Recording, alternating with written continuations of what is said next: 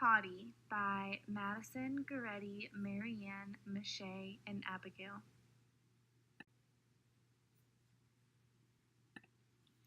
This is Madison Kenton, and I'm going to be talking about the overview of quality safety measures in organizations. What is a quality dashboard? A quality dashboard is a condition-specific web-based application for quality reporting and population management that is integrated into the electronic health record. It can be used to show the hospital or unit's goals, and it can also be used to help create goals. It will help to improve patient care and quality outcomes as clinicians utilize the reporting tool for population management. What is a quality indicator?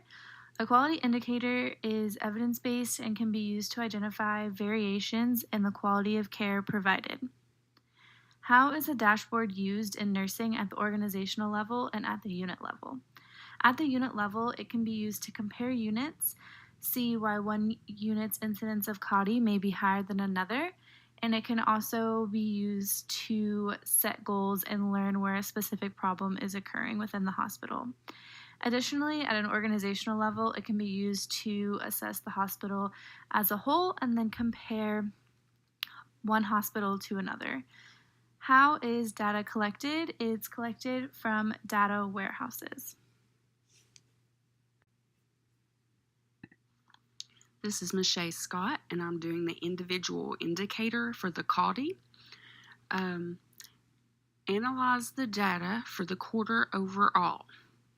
So for the 4 quarters for this hospital, the goal was to have 0 Cautis. This goal was not obtained. From the 1st to 4th quarter, the number of occurrences increased from 2 occurrences to 4. Why are we measuring this indicator? We want to verify variations in the quality of care. Now, providing evidence to support why this indicator should be addressed. Even with clinical guidelines and studies, the Cautis are still on the rise. There are a number of clinical guidelines and studies about hospital-acquired catheter-associated urinary tract infections, but the rate of Cauti occurrence is still rising. Hospitals are focusing on preventing hospital-acquired Cauti as the Centers for Medicare and Medicaid Services are not providing payment anymore. I found this interesting that staffing and education of RNs is also affecting the occurrence of Cautis. There's a higher percent of direct care nurses with an associate's degree in nursing. There are less total nursing hours per patient day and lower percent of direct care RNs with specialty nursing certifications. This was all related to the Cauti occurrences. Are CMS measures and reimbursement an issue, and why? This is an issue. It is costing hospitals money because insurance is not reimbursing the hospital for acquired conditions such as Cautis. One study found that for the fiscal year of 2017, 769 hospitals had payment reductions totaling $430 million. You can see why this is a concern. Hospitals are losing money based on hospital-acquired conditions. So this affects the economy for the hospitals.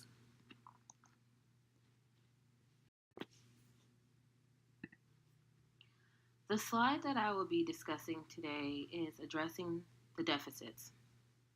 The first question is, discuss 5 evidence-based practice interventions to address the indicator on the dashboard. The 5 interventions that I found from the journal titled Enhancing Nurses' Knowledge on Catheter-Associated Urinary Tract Infection Prevention. The first intervention that this journal stated is limiting the use of catheters by ensuring appropriate use. Hospitals can significantly reduce the amount of catheters used if they are properly used the first time around. This means healthcare personnel such as RNs and CNAs are responsible for ensuring catheter and peritoneal care.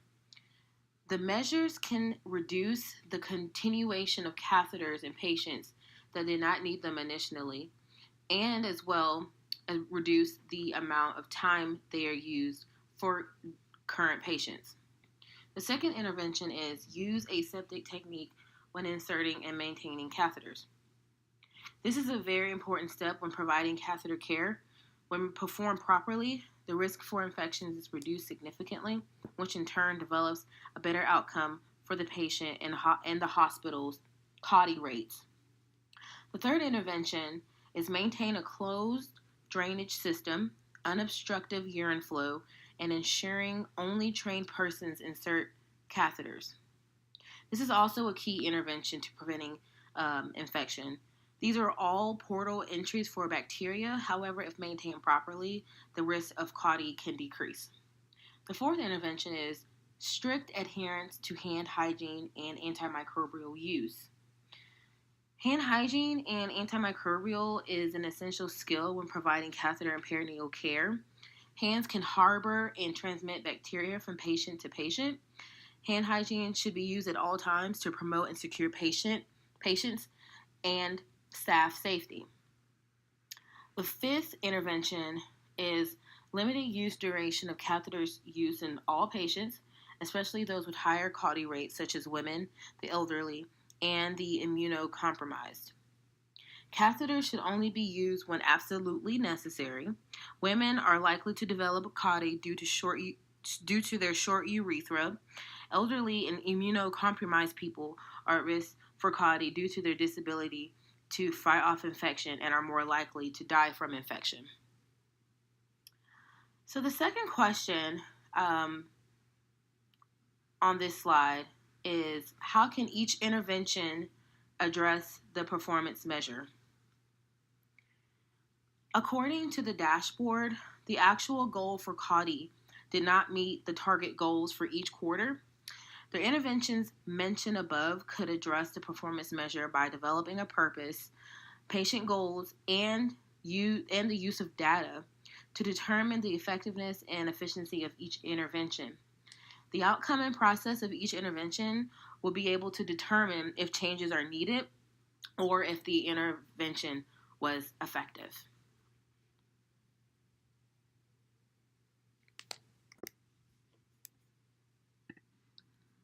This is Goretti Onayinor, and I'm going to be speaking about the role of the BSN nurse and leadership skills. So the first question is to discuss the role of the BSN prepared nurse in facilitating this change with some recommendations on how change could occur. So first and foremost, Cauti prevention requires improved practices and policies, and this definitely starts with the nurses facilitating those changes. According to the CDC guideline for prevention of catheter-associated urinary tract infections, they emphasize using urinary catheters only as necessary rather than routinely. So it's really important for the nurses to understand when it's the most appropriate time to start catheters on their patients.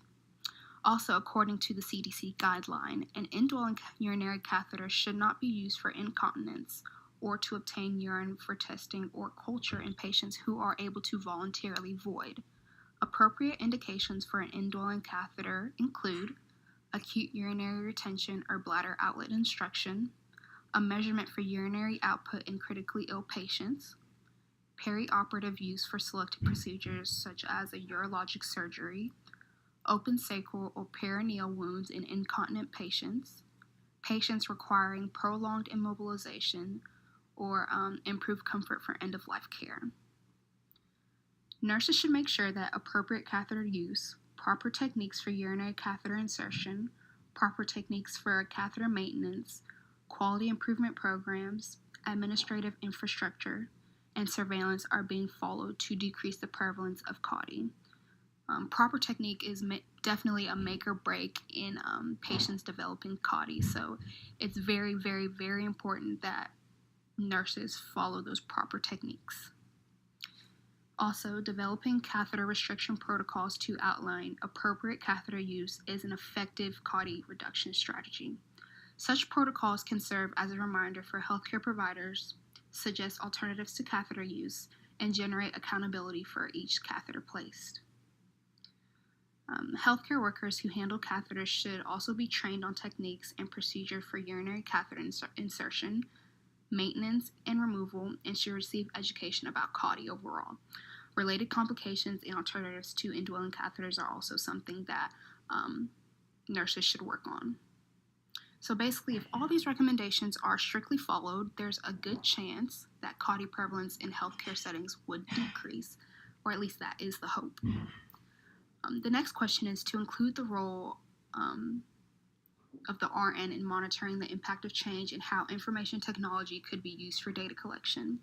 As far as monitoring the impact of change, RNs can keep count of how many of their patients have and have not contracted Cauti, and with the help of information technology, RNs can document their findings as to which patients have and have not contracted Cauti.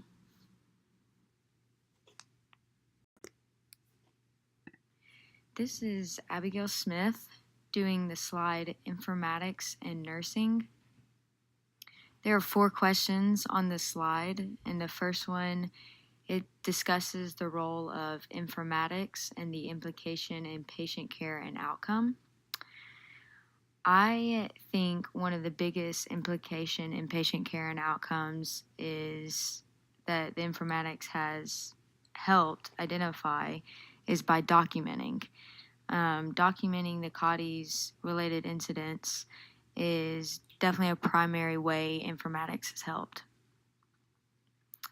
Question number 2 asks, how can informatics be used? Again, documenting. I think documenting and keeping data on how many incidents of Cauti related the hospital has with UTIs. The third question is, how is data mining relevant to this topic? So data mining is the practice of examining large databases in order to generate new information. So how I think this is relevant to the topic is that it helps the hospitals generate more information and be able to create more interventions to decrease their Cauti rate. The fourth and final question is, in your scenario, what recommendations for the use of informatics would you make? Personally, I would recommend maybe a creation of icons on patients' lists in the electronic health record to identify who has an indwelling catheter. I think that could definitely help the Cauti rates and the use for informatics. Hi, my name is Ashley Ellswick, and I'm going to be summarizing the main points. What is the role of performance measures? The performance measures are designed to measure systems of care and are derived from clinical or practice guidelines. Data that is defined into specific measurable elements provides an organization with a meter to measure the quality of its care. Accountable care organizations are required to completely and accurately report quality data that are used to calculate and assess their quality performance. In order to be eligible to share in any savings generated based on their care, a care organization or facility must meet the established quality performance standard that corresponds to its performance year. A quality performance benchmark is the performance rate a care organization must achieve to earn the corresponding quality points for each measure. Based on the number of points they received, they are ranked into a percentile. Organizations that demonstrate specific or significant improvement in their quality measure performance will receive a quality improvement reward. Number 2, why is the observing for patients deficit important? Well, performance deficit is an important part in the process that determines whether or not a facility receives a quality improvement reward. Not only does it allow a facility to distinguish what practices are beneficial, but it also allows the organization to improve practice guidelines and quality of care where deficits are made. Number 3, How could using best practices improve the deficit?